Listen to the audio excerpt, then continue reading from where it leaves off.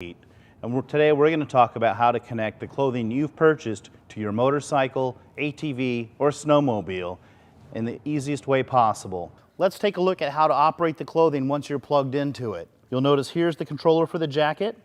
I'm going to hold it for 3 seconds approximately until the red light comes on. That's the high setting. It takes about 10 seconds for full heat. So you're going to feel this instantly, and I'm already feeling it now after we've touched it. So the next setting, once I'm at the temperature I like, I can turn it down to medium, which is an amber color, or down to green, which is a low color, and then cycle back to high. At any point in time, I can hold it for 2 or 3 seconds and it shuts off. Okay, for those of you that are using a 3/4 length coat or a one-piece suit and can't get to the switch easily, we offer a wireless remote control option. This is the receiver for it right through here, and it's going to plug into the inside of the jacket or vest into a small USB port right there. Now the USB port is only to be used for the receiver, not for phones, not cameras or anything else. It could damage them. Once it's in place, the transmitter, which mounts to the handlebars through a handlebar connector, also gives you a small LED to indicate where you're at and mirrors the membrane switch. So you can see the red light. If it goes out, you bring it back up to temperature and it tells you what setting you're at.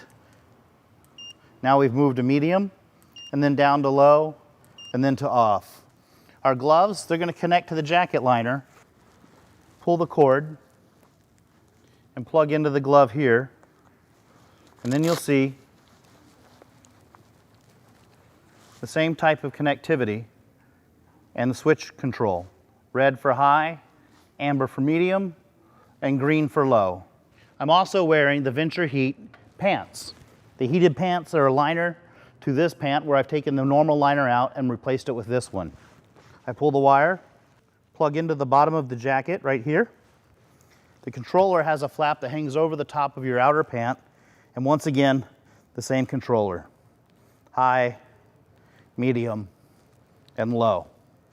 So if you've purchased the insole liners, they come with the Y-splitter similar to the gloves but longer for your pants, or they will plug into the pant liner itself. And you can see that the heating element runs from here all the way to the ankle. So you get good solid heat from just behind your toes all the way across your foot.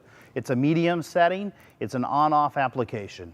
When you go to size it, you trim to fit specifically to the size of your shoe. There's lines that indicate where you cut to get that fit optimal. For those of you that have a special pair of gloves that you really like, we offer a small glove liner. This is a great piece for maybe a passenger or somebody who rides occasionally, doesn't need a full glove.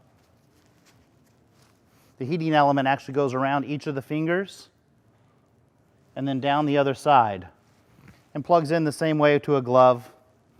It's an on-off setting. As long as it's plugged in, it's on, and it's a medium temperature setting similar to the gloves. In some situations with the gloves, we find that some of the more modern charging systems with pulse technology require a load equalizer. That's what this piece is for, and it's also included with our gloves. It goes in series to the jacket and then to the glove. So now we've got our stuff. I've started the bike up and I'm ready to go riding. I then plug in my gear to the connector cord. If I'm using the gloves, this is the same time. I take our glove, plug it in, and we're ready to go.